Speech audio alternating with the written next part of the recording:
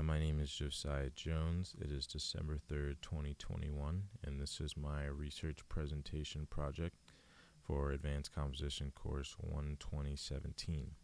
My topic is Marine Biological Crisis Originating from Socially Inherited Values. In the 21st century, Americans are set on efficiency, and our greed is fueled by fossil fuels that are inflicting acidification, oxygenation, and CO2 emissions to eradicate marine life and marine ecosystems. Americans should adopt healthy perceptions and take responsibility for our actions that are causing consequences for non-humans. Our government should instigate purposes to use paternalism to devise change. Humankind will continue to neglect the lesser developed species unless a radical change of societal virtues, independent and government interests, and moral understanding is implicated to eradicate the disposition of apathetic reliance.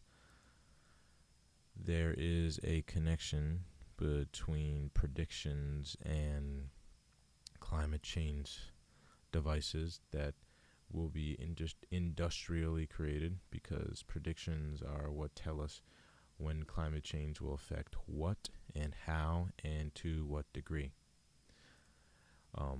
There are marine heat waves that are massive. They are ovals, and they take over many parts of the Pacific Northeast, and they become issues as they heat up the water, killing anything in the area and disintegrating marine ecosystems. Marine algae, harmful algae blooms that produce noxious chemicals, negatively affect the ecosystems that they inhabit, such as the fish and any humans that are also in the area. Eco-anxiety is another act of undervaluing distinct or future risk, leading to less motivation. Social comparisons, perceived inequality, and systematic justification are all mental blockades that should be abolished, but it is a mental instability that it still takes weight and creates blockades to progression. Unintentional synergy created by mixed toxins, marine heat waves, eco-anxiety, and a lack of oxygen relate to a perfect storm, combined harmful factors, and this perfect storm can also withhold any progress.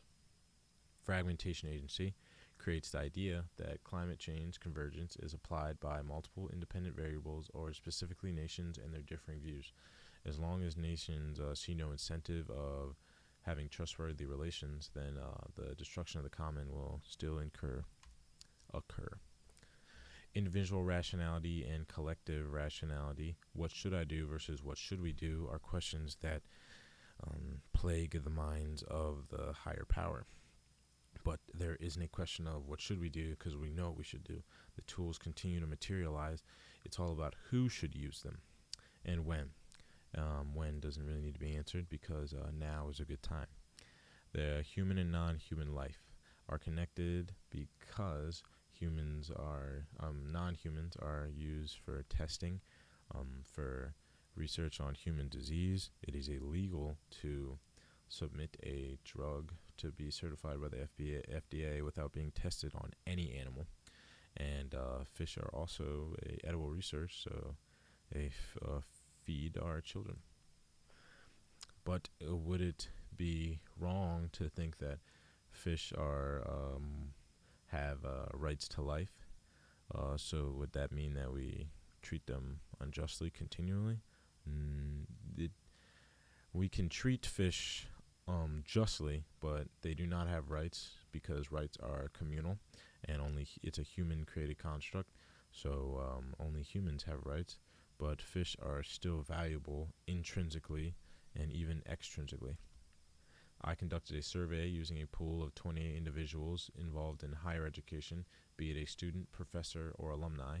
This survey was designed to determine a general contradiction of climate change awareness and knowledge. These questions are answered between strongly agree, neutral, disagree, and strongly disagree. So a lot of red means no for this question specifically. A lot of strongly agree for basic knowledge. The questions get more specific, asking about the trust in our government and our engineers, and understanding that climate change is a threat. Seeing that we have an inclination to reprieve marine life. Marine life has rights. These two are connected.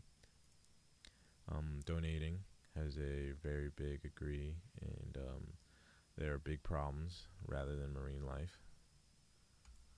So the questions show a pattern of contradiction, and there's a consensus that fish extinction is clearly bad. It is strongly agreed that society should feel included to reprieve marine life, yet that we also agree that they have rights to life. But these last few questions take a drastic turn because the data is split in half on whether humans owe reparations to marine creatures. There's a majority agree on donating, and then the last data is almost split in deciding whether there are bigger issues. Yet, how can you agree that donating is a strongly agreeable action, yet believe that there are other issues to be solved, or just take a neutral stance on it? But reparations, how can there be a neutral stance or a negative stance on reparations, yet we agree that fish have rights? If fish have rights, then we have a moral obligation to help them regardless. Even socially aware college kids are trapped in contradictory shells, and that will keep progression because college kids are a big resource of ideas that help create products for climate change. Social reform inhibited by government economical interests and healthy industrial strategies is key. Politicians must pass legislations that will enact the underlying desires of the aware, creating a shift of conglomerate money funneling to shift the American economy.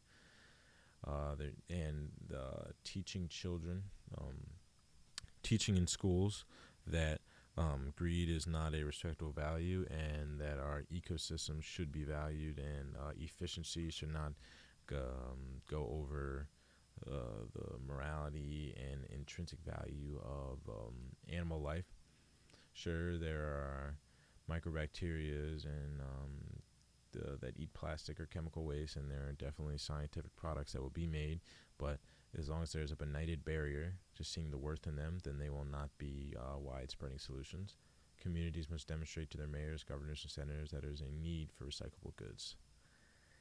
Simultaneous agreement mentally and physically will direct a conjoined funnel to recalculate the need for efficiency and costly CO2 activity. Technology will continue to go below the radar, but there needs to be an agreement through social and economic industries that there is monetary gain in saving the environment. There must be protests. They must make independent sacrifices for humanity and have a social awareness that advocates for cautionary purchasing, conserve resources, and establishing the importance of climate change in schools, creating multiple minds that find importance in frugality. Resilience through longevity is the outcome of complacency. Dynamic reform is adjacent to social responsibility, and this is emphasized only when assimilation is used to set positive precedents of marine ecosystem enhancing. Management strategies rather than demonstrating negative trust actions that continue to overlook the severity of the situation. Thank you.